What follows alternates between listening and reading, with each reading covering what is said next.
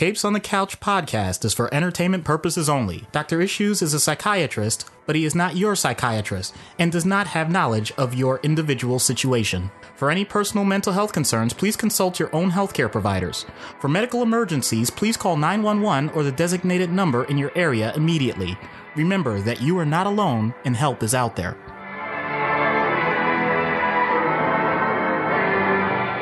Hello and welcome to Capes on the Couch, where comics get counseling. I'm Anthony Sitko. And I'm Dr. Issues. This is issue number 30. Nice 30. round number. Yeah. 30. I wish I had never told you about this stupid thing. Why? I think it's hilarious. I can't wait to see it. It is hilarious, but that's the point. Like, I feel like I feel like I've done it too much justice. Now when you see it, it's probably going to be like, yeah, that's okay. We're referencing apparently some video with the Boogeyman, the wrestler, the Boogeyman, where he just keeps saying that his age is 30, even if he's clearly visibly lying about it. I don't know. The way Doc has described it to me, it's very entertaining. I'm sure the Wrestle Special, another podcast, knows what we're talking about. We'll give them a shout out. They've been kind enough to plug us for a little bit. And apparently they're friends with Marvel Mythos. And so we had an interesting three-way Twitter conversation a while back. And I said, well, if there was ever an area that we could find the intersection of wrestling, comics, and psychiatry, we would talk about it. And then I remembered the Ultimate Warrior comic, in which he ties up Santa Claus and strips him naked and talks about Destrucity and comes up with all sorts of weird stuff. There's an ongoing WWE comic right now. There was a great backstory of how at Royal Rumble, Macho Man Randy Savage had to actually escape the arena and the Warrior chased him on foot. And Jake the Snake Roberts somehow was involved and they had to leave him on the side of the road. It's pretty funny if you can find it.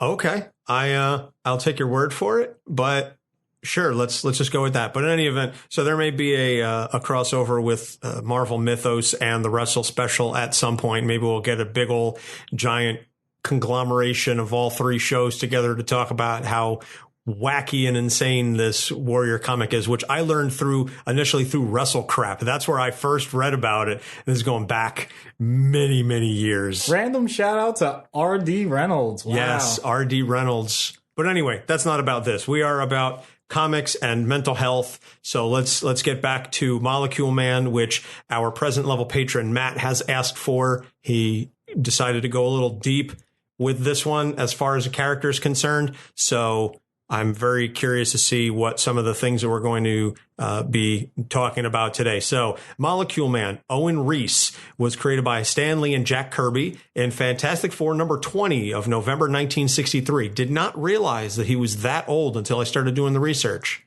Yeah. I mean, then again, are we really surprised by certain parts of this? Stan Lee and Jack Kirby. Can we just kind of plug that in and then just switch it out when necessary? Yes and no. I don't know. So in any event, Owen Reece was a timid scientist who was hit with radiation during an experiment, and it left him with the ability to control matter at the molecular level. Oh, this again? Okay. In case anyone doesn't know this, if this is the first time you're listening, I have this thing to point out. Why is it always stuff like radiation or chemicals or whatever, and people end up with these powers? Is that really the way that we want to think of these things? Because anytime I see it, it either means that the person is intoxicated, they have cancer, or they're going to die because of a result of a bad accident. See, I always just envision it's really, really poor OSHA setup. That clearly they didn't have their safety things together, whether it's this or Wally West or any of the other characters that are involved with chemical accidents and things at the workplace, because there's no OSHA here. So we need more safety restrictions at work to prevent accidents like this. In any event, so he gets fired for the accident and then decides to become a supervillain and turn on mankind. Now, originally, he believed he could only use his powers while he was holding a metal wand, and he couldn't impact organic molecules. Wow. If there's any case where ignorance is bliss, this is it. Except it's for everyone else, not for Owen. So he gets defeated by the Fantastic Four, and he's sent to another dimension by Uatu the Watcher, because they realize that with his power set, he is incredibly dangerous. So he gets sent to this other dimension where he's aging rapidly.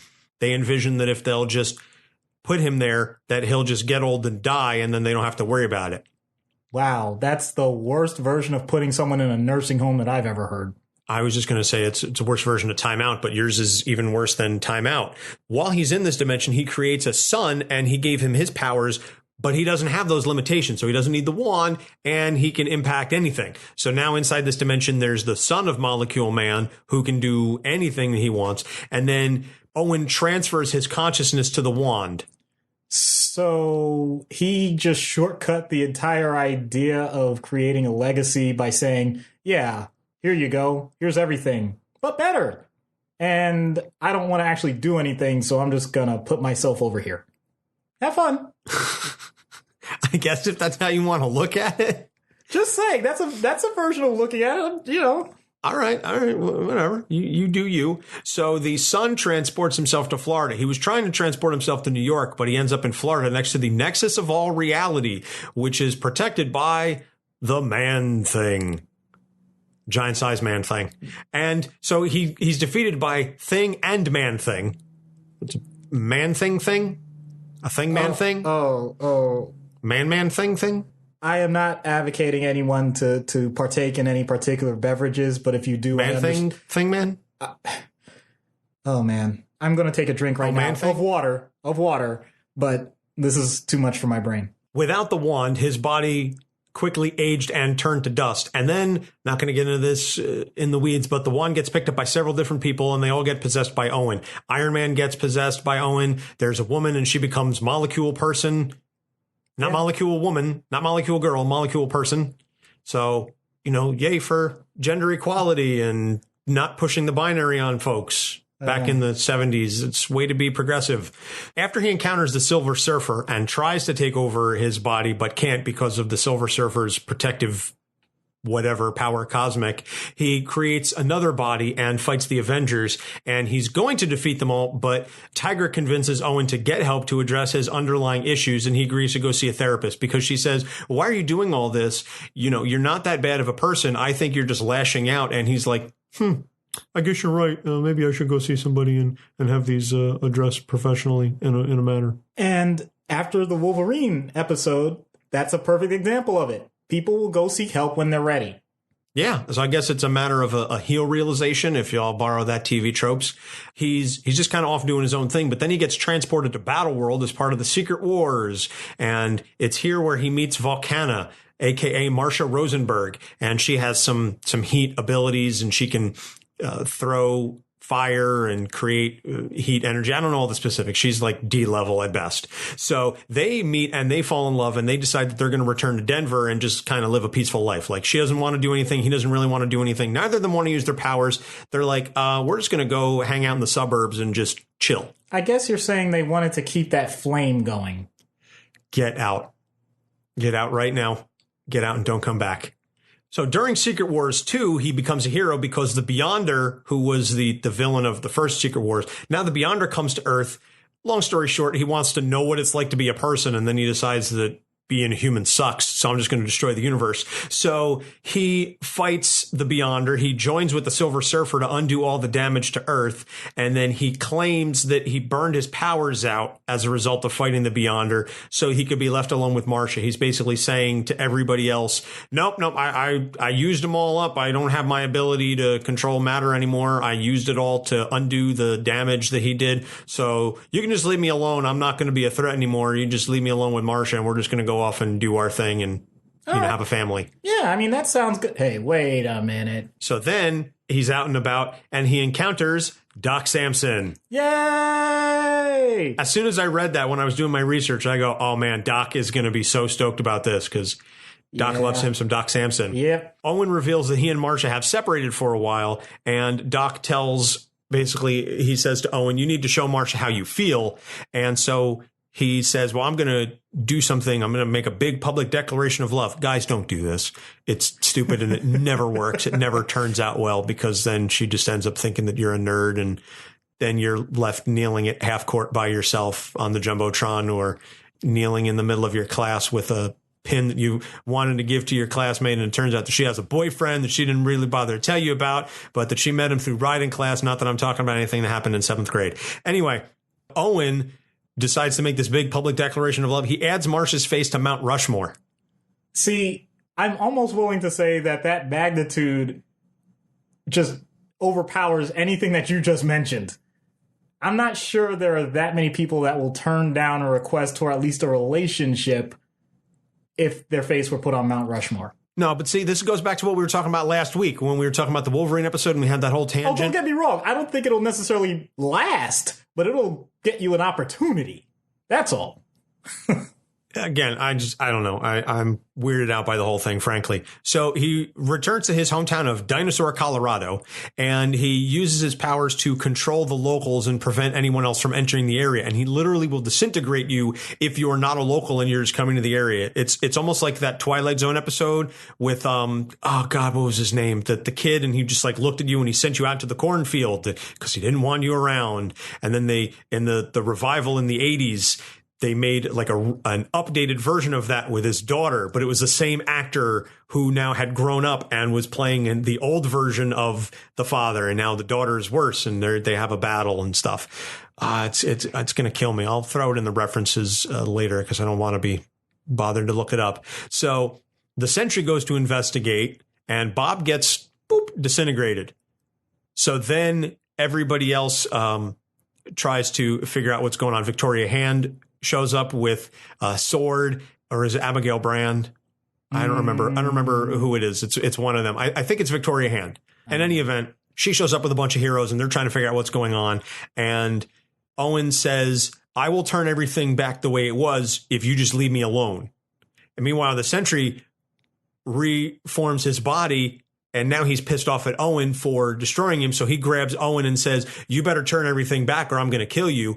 And Owen doesn't tell him, well, I already agreed. So Owen turns everything back and then Sentry kills him anyway. Yeah. Check out our episode on Sentry, because if you're asking, wow, what's going on with that guy? You'll find out plenty. Oh, yeah. There's plenty going on with Bob. Bob is a special one.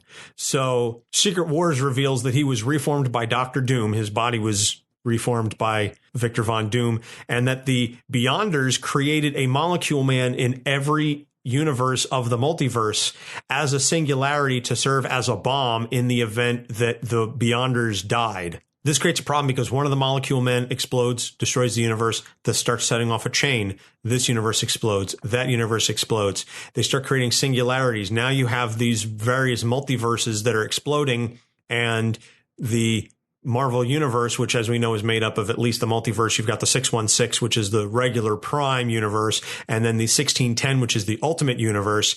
They are trying to figure out a way to avoid dying or merging. So Dr. Doom pulls all of this energy together and he creates a battle world.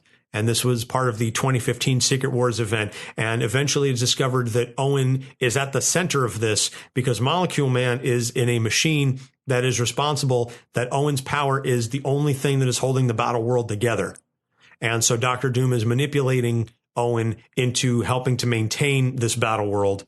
And he is also responsible not only for maintaining the battle world, but for giving God Emperor Doom all of his powers.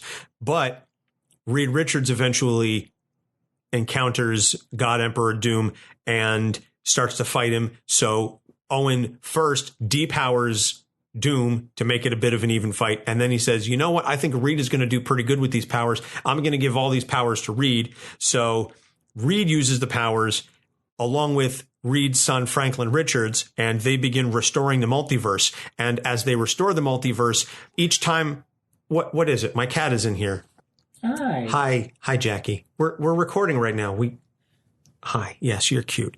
So Reed and Franklin begin restoring the multiverse, and as they begin restoring the multiverse, a part of Owen goes to each of the different universes to serve as an anchor. And as a result of that, it restores Owen's sanity. Yeah, I'm just going to say ahead of time, I have no idea how that works. I don't know how it works either, but as a part of him is anchored in each of the different universes, I guess because it's like a little bit of his power and he doesn't have to worry as much about the power.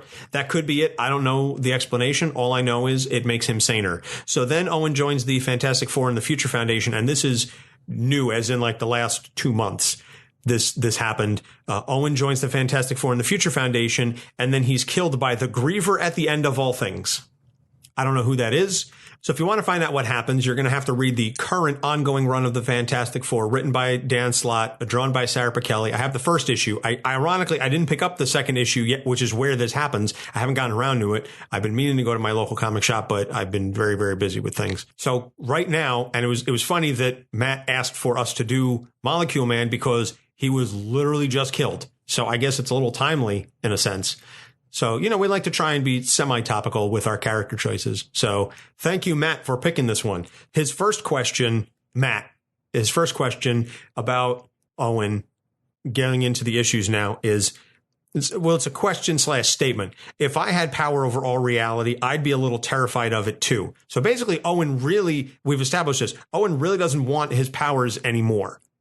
He wants to be a regular guy. He just wants to do his thing. And he keeps getting dragged into all of these insane, crazy, offbeat situations with these villains and heroes and all these powers. And he's like, just leave me alone. I don't want any part of this. So, Doc, if you can expound a little bit upon that.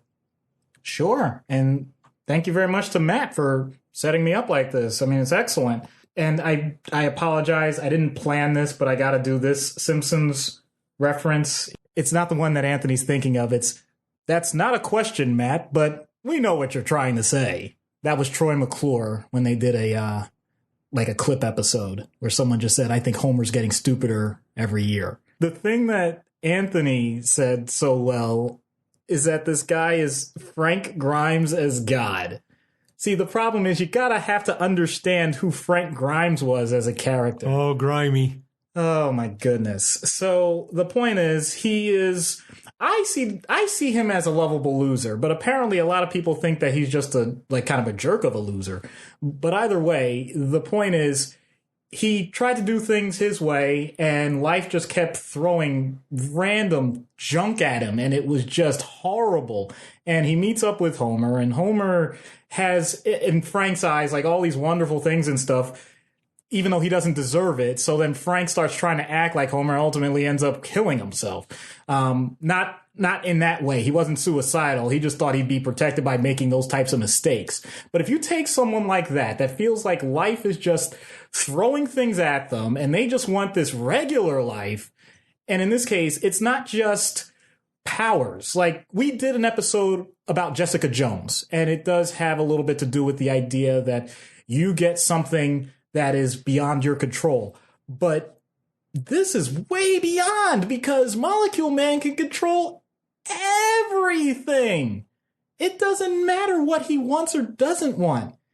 And not only that, it makes him a target because people recognize that.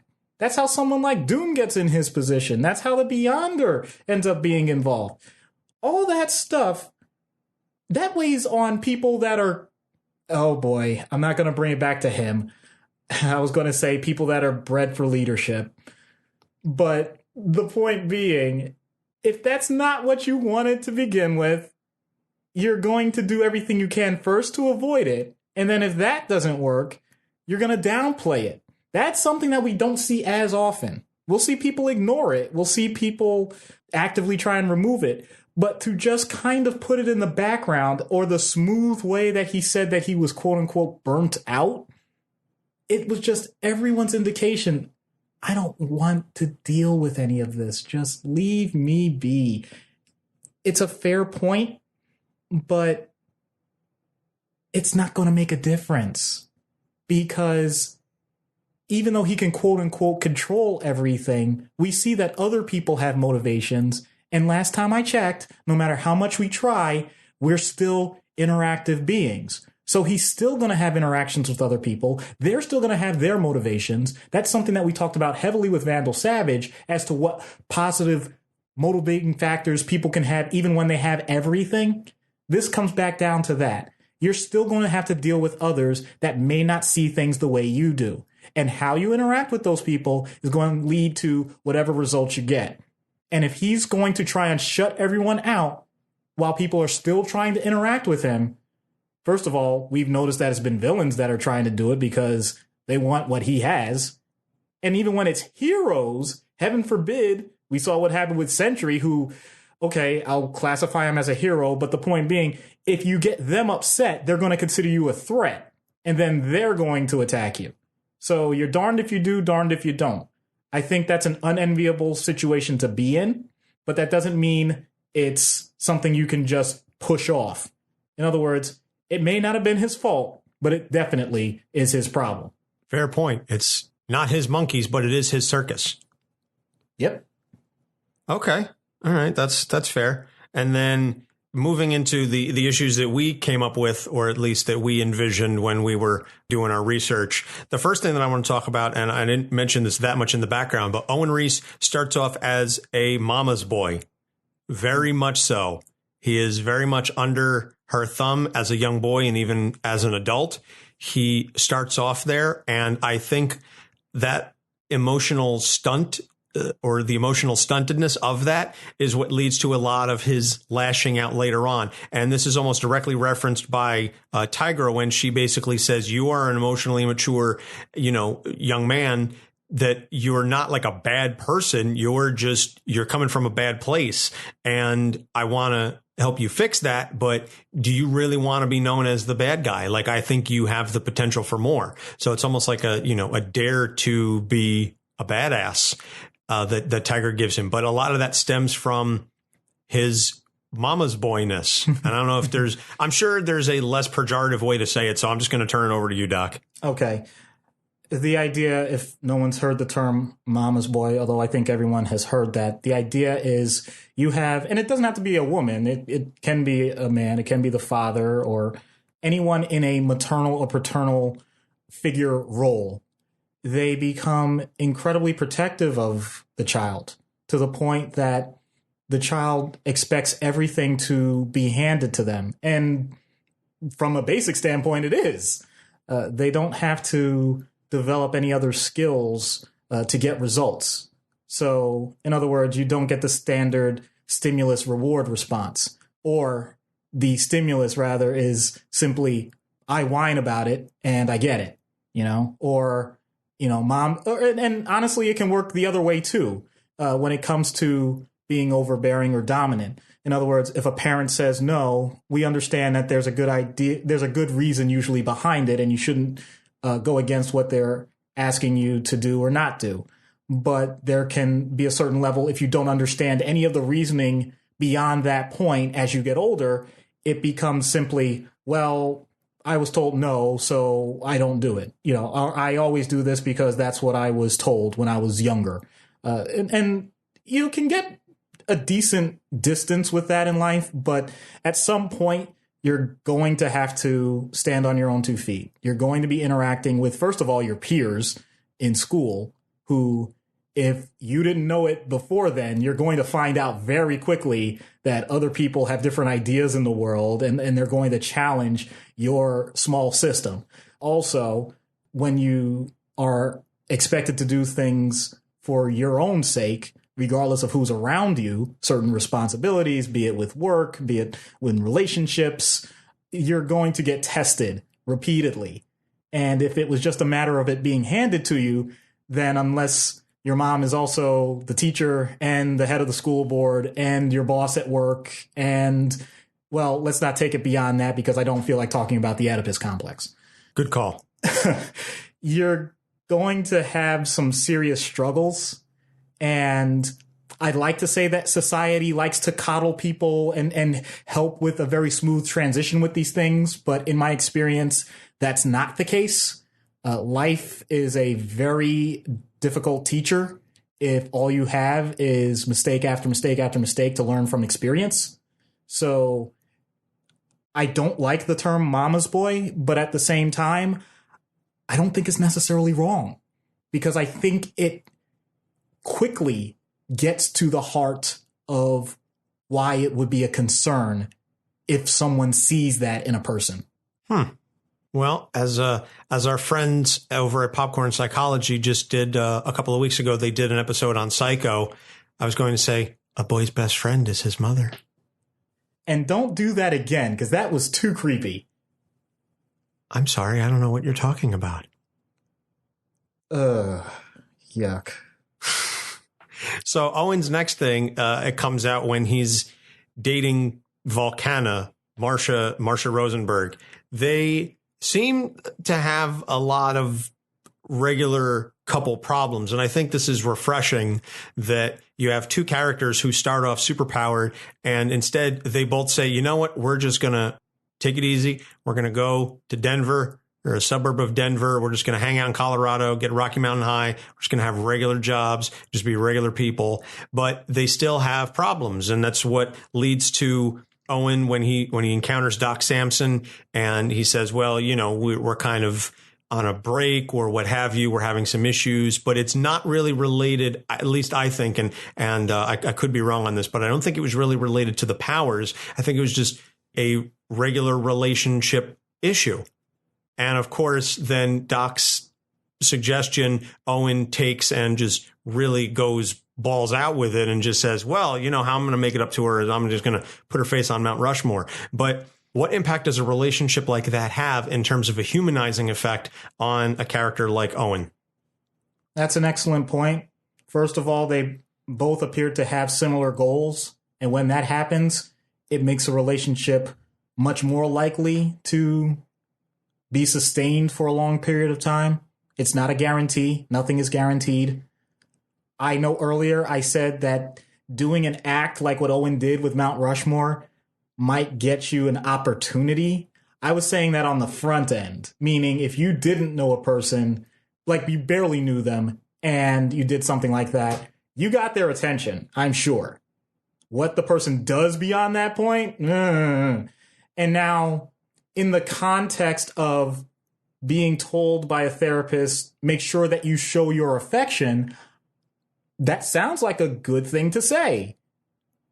As opposed to make sure that the person that you're having struggles with is now being publicly broadcasted for everyone to see.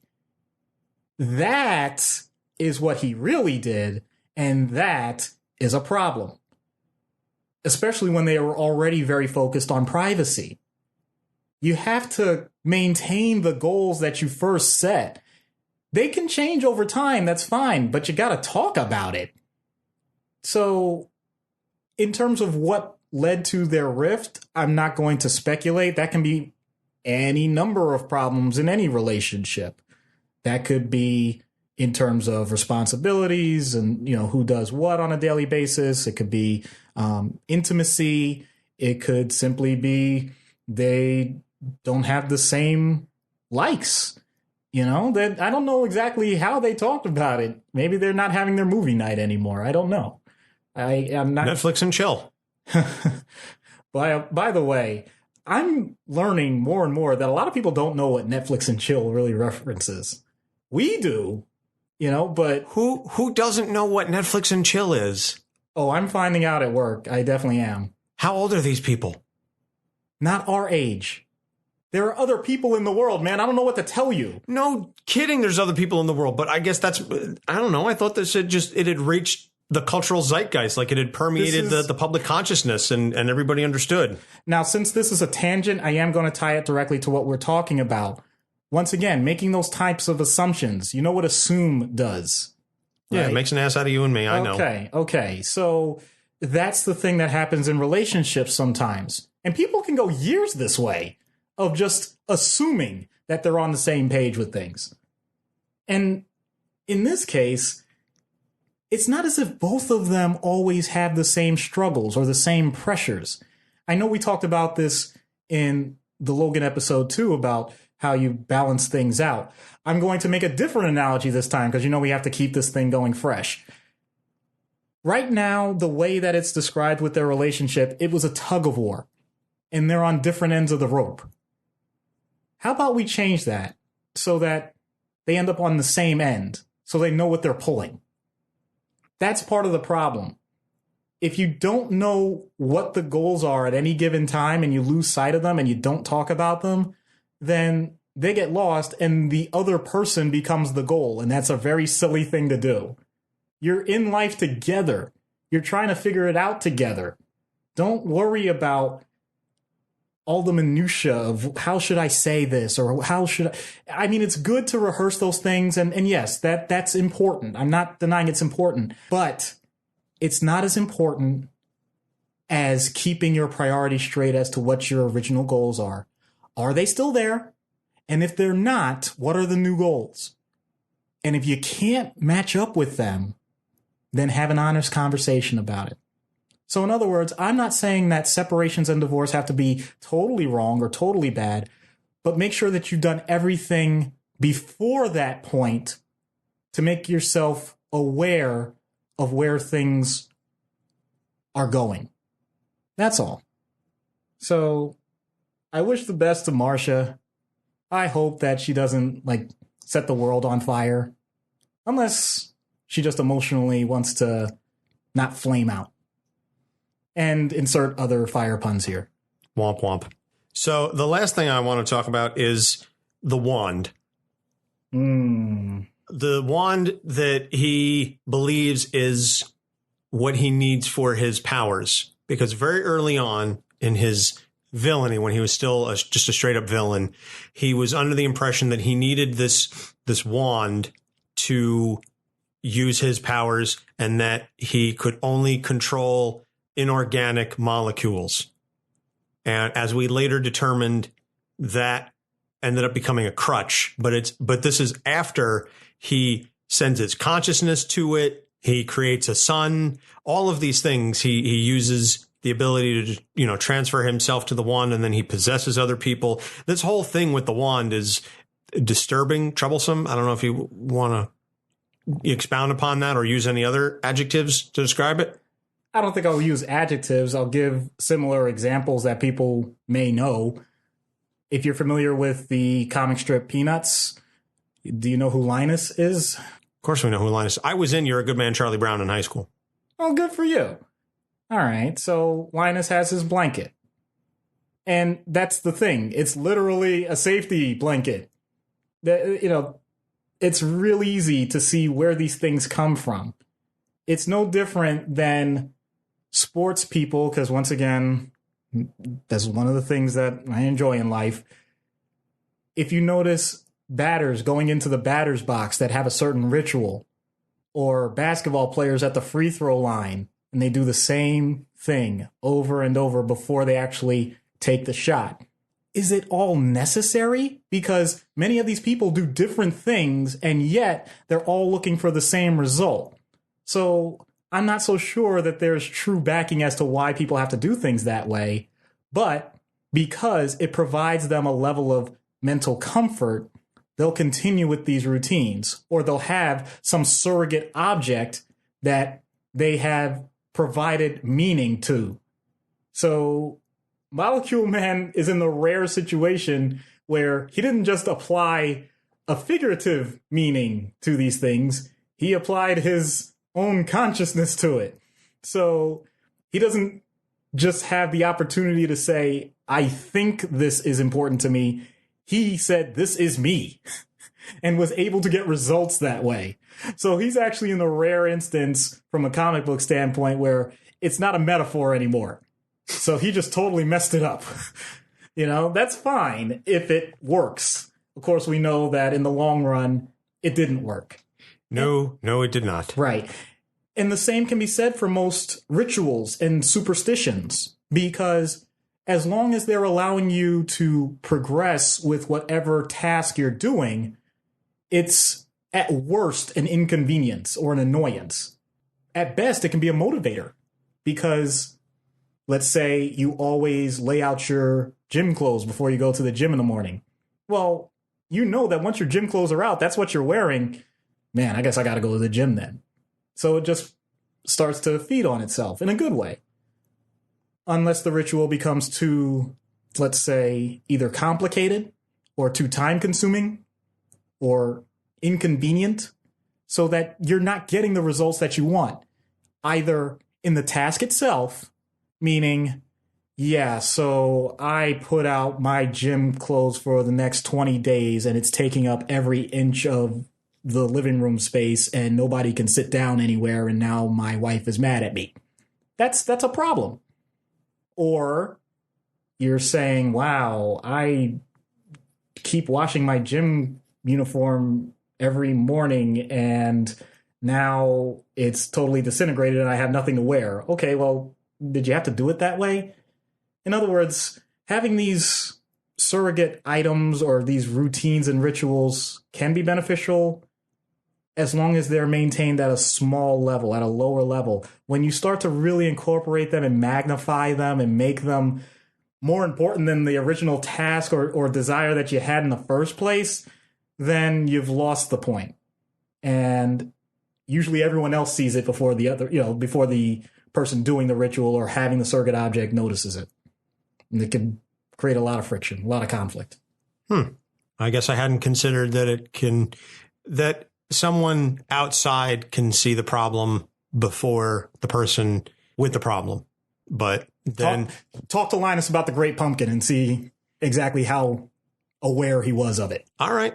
Your Peanuts analogy stands firm. I get your point. So moving into treatment. Now, this is interesting because Owen has been to a therapist before. He has sought out therapy. He realized he has a problem. So in universe, what would you do to continue the therapy? Owen has to, at some point, recognize that he can't run from this. He's been trying to hide for a long time. He, unfortunately, if you go by like the most recent stuff, he's not exactly in the best of conditions, but somehow via comics, I'm not too worried about that.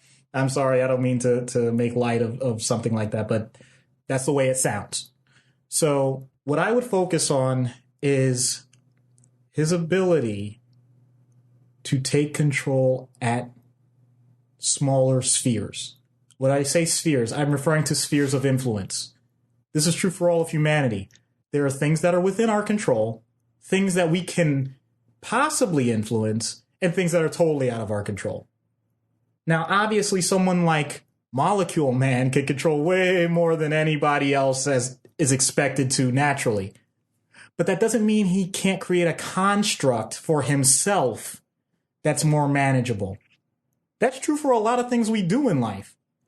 If you actually think of what you do on a daily basis, like driving a car, you're taking hundreds and potentially thousands of pounds of metal and electronics and usually some sort of fuel source or electricity, and you're hurtling it at speeds faster than what a human can move and maneuvering it amongst other large entities that in theory, if any of them ever came within contact of one another, can be instantly lethal. But we don't think of that. We just say, hey, honey, I'm taking the car to the store. That's it. If you're able to parse things down into some sort of schematic that makes it manageable for you, then you can do just about anything. I'm not saying that as like a motivational speaker. I'm saying that's how our brains work. It's been shown from the most basic level to what I just described, which actually is a very complex functional task. So I don't see why that has to be different for someone that can control just about every atom and molecule that there is in existence. It just means you don't have to start looking at it with everything that way. And he even has examples of it. Reed Richards did it. Dr. Doom did it. They both had different views on how it should be used. But the point is, they were willing to say, you know what? We can make this work. And even if it were a matter of saying, is there a way that you could get other people to show you how they're able to use those things and you take the bits and pieces that make sense to you? It's okay to start to meld them together and make them individual. You don't have to do things from scratch. I think that's what happens in a lot of situations with people. They feel like they have to start from absolutely nothing. You have all of human history. At this point, the technology we have, you can look just about anything up on a phone. You have all of these tools available to you. Go ahead and use it rather than wondering. It's almost like you're trying to go back to caveman days trying to build a fire again. You don't have to do that. If you have something that you think is out of control, but it's still your responsibility, then you need to find someone that you know is already doing it the way that you think it should be done. If you don't have that person in your life, you can read about them. You can find out who they are. You can contact them. There's plenty of opportunities.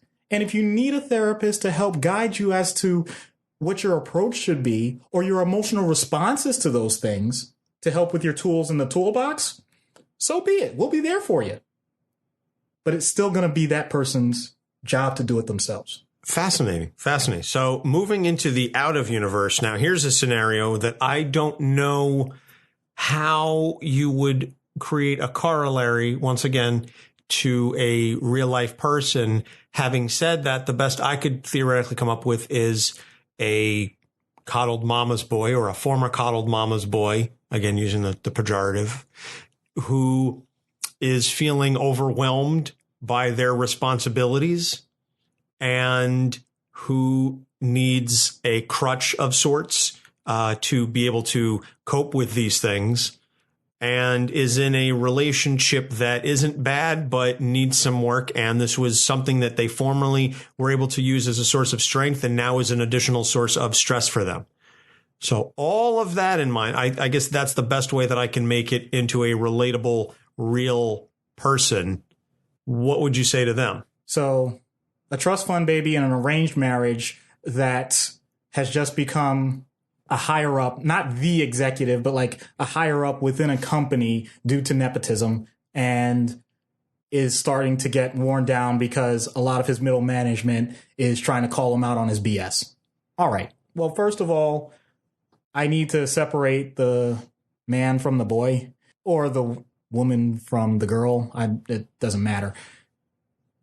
I need to know what that person's individual motivations are, because they probably haven't been called on it. They're probably doing the things that have been expected of them by their parent or their paternal figure or maternal figure. It may be the same, and that's okay, but I need them to identify it first. And if it's different, that actually makes it easier, because it allows for the dissonance to start to do the work. In other words, how can you have goal A and your parent have goal B? And if they don't match up, how are we going to deal with that? Because at some point you're going to have to drop that other goal and stick with your goal, because that's the only way you're going to grow. You can't take someone else's goal, not being genuine, and just run with it your whole life without it impacting severely your other relationships, including the most personal and intimate ones. Because then what you're doing is you're asking for a mediator. You're not going to have a partner. You're going to have someone that basically is going to be calling you out about your relationship with your parent, usually, because they're going to recognize it for the most part. And I don't know anybody that wants that automatic family friction. In addition to that, if you have a situation where you have a certain level of responsibility, certain level of power, and either you didn't ask for it or it was basically thrust upon you based on situation, then you're going to have some people that are going to outright question you. Did you really deserve this? Why am I not in your spot?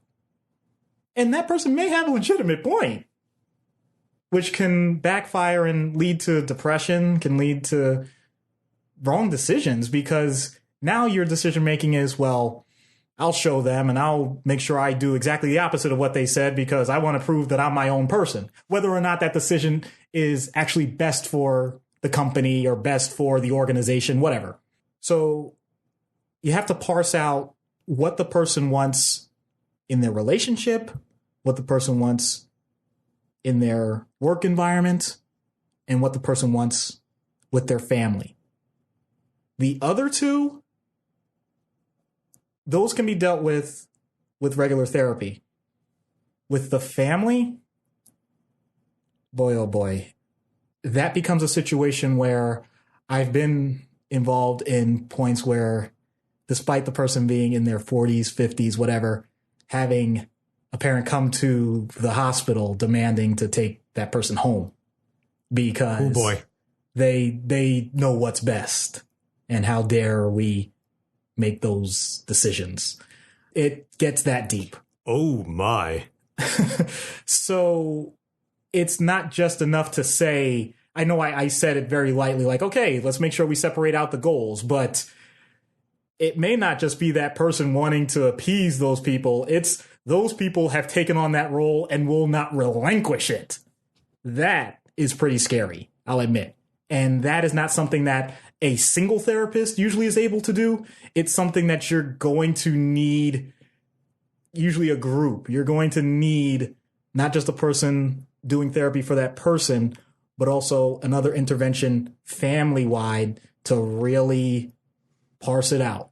Otherwise, it's going to be a situation where no matter what you're doing with this person to improve their individual standing, they're always going to have this other side hammering them down and limiting their success. That part, I'm not going to pretend and say that there's a simple fix for. No, definitely not, because usually in those types of situations, those narcissistic parents don't see the light of day, and they are so convinced of their own rightness that everyone else is just wrong. And if you question them, well, you're just turning on them because it's a me. And they are literally unable to see the world from the perspective of anyone who isn't them, and from anything that isn't an incredibly short-sighted, myopic, self-serving mindset. Very, very heavy stuff. And I certainly don't begrudge Owen for wanting to seek out therapy in these types of situations. And, oh boy. Well, let's find out how it works, because we're going to get Owen Reece on Dr. Issues' couch. Hello, Owen. I'm Dr. Issues. Hi, doctor. Well, first of all, I want to thank you for taking the time and effort to show up and talk to me like this. I know it must be difficult. Oh, thank you. I know I have a history of struggling in situations like this, so I take the help where I can find it. Bob said you did a great job with him. Bob? I'm sorry, the Sentry. I mean, we've moved past that whole disintegration thing. He's a really nice guy when he's not under control. I see.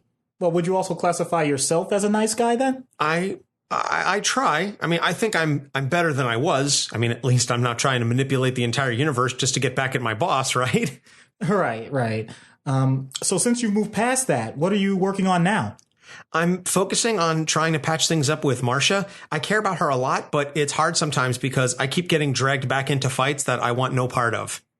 Can you give me an example? I didn't want any part of Doom's world, the whole battle world thing. I wanted out, but he made it so that the only way things could stay stable was if I kept them that way. That's why when I got the chance, I gave the power to Reed to fix things. I didn't ask for this power, and I don't want to use it anymore. I know I can't get rid of it, but at the very least, I just want everyone to leave me alone. Just let me be in peace.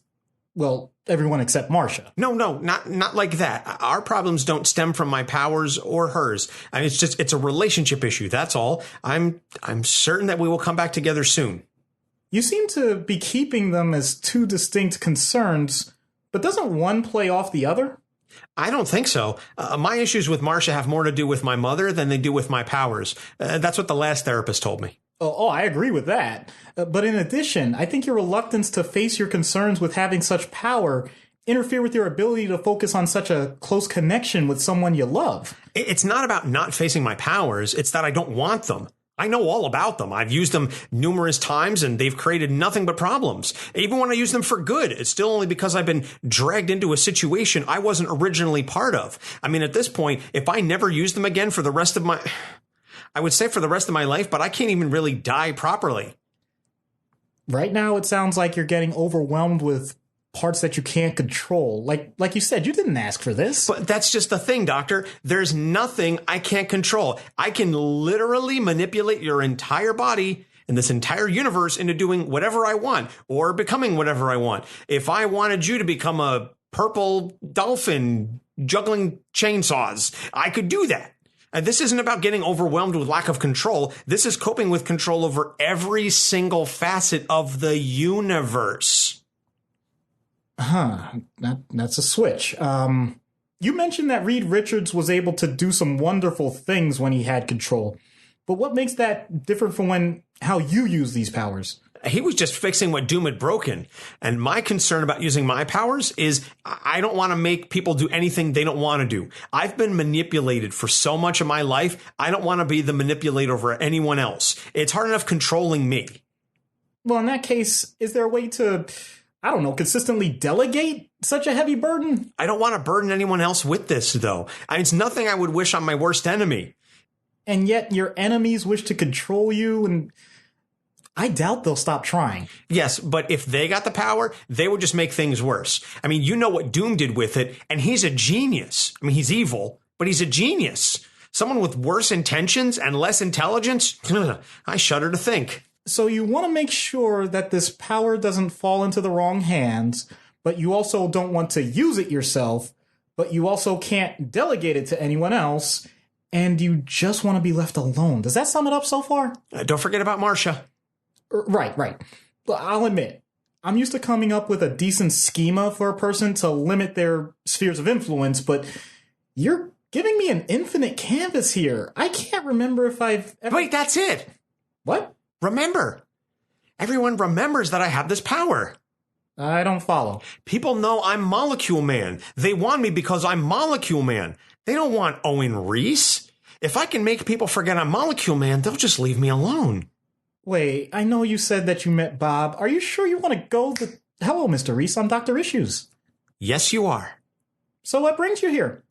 Nothing anymore. Thanks for the suggestion, Doc. I'll be on my way. Huh?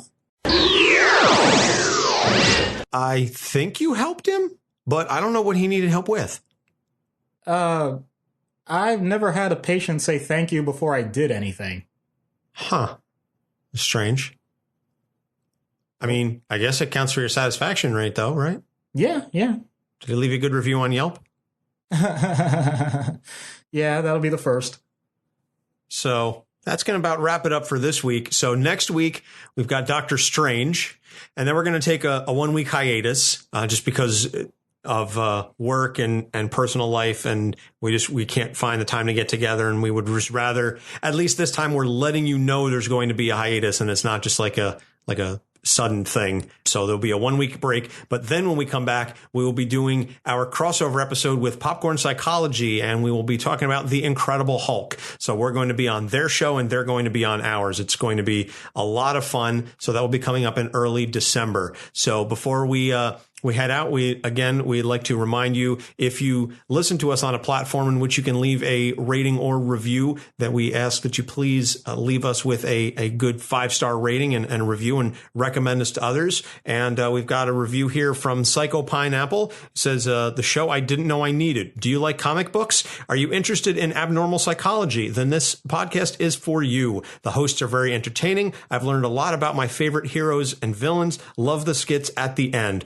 Well, we're glad that you enjoy the show, Psycho Pineapple. Thank you so much for the wonderful 5-star rating and review. And if you want to leave a rating and review, we will do our best to make sure that we read it on the show. And you can find us on our website, capesonthecouch.live. We are distributed through the Libsyn Network, and we're available on Google, iTunes, Stitcher, TuneIn, YouTube, iHeartRadio, and Spotify. So a number of those platforms, I think, allow you to leave ratings and reviews, so please do so. We're also available on Twitter, Capes on the Couch. Doc and I each have our own personal Twitter accounts, Anthony Sitko and Doc Issues. You can send us a Facebook message, facebook.com/capesonthecouch. You can send us an email, capesonthecouch@gmail.com. There are a number of ways that you can reach out to us. We try to be very responsive to our fan base, and we've got our Patreon. Thank you again, Matt, for picking Molecule Man. Patreon.com/capesonthecouch. $1 gets you a shout out. $3 gets you early access and a monthly blooper reel. $5 gets you a longer uncensored skit and guarantee that any questions you have will be answered by us. And $10 gets you the president level slot. And that means that once a month you get to pick a character, and we will do that character and answer any questions that you have. So there are a number of ways to get in touch with us. We love hearing the feedback. We love reading messages from the fans and interacting on Twitter, and letting the show continue to grow and grow and grow. So, Doc, anything you want to add before we head out? I'd just like to say that molecules make up all of our existence, and I'm grateful that someone has finally taken responsibility for them before dying, apparently in a horrible way. Yes. Well, I'd like to compliment you also. I think you did a great job breaking Owen down and parsing him apart and figuring out what it is that makes him tick, and then helping to put him back together, and bonds and science puns. And I'm tired. I can't think of anything else. Yeah, I don't know how to react to that. On that note, we're going to head out for Doc Issues. I'm Anthony Sitko. Thank you so much for listening. We will see you next week. Capes on the Couch podcast is for entertainment purposes only. Dr. Issues is a psychiatrist, but he is not your psychiatrist and does not have knowledge of your individual situation. For any personal mental health concerns, please consult your own healthcare providers. For medical emergencies, please call 911 or the designated number in your area immediately. Remember that you are not alone and help is out there.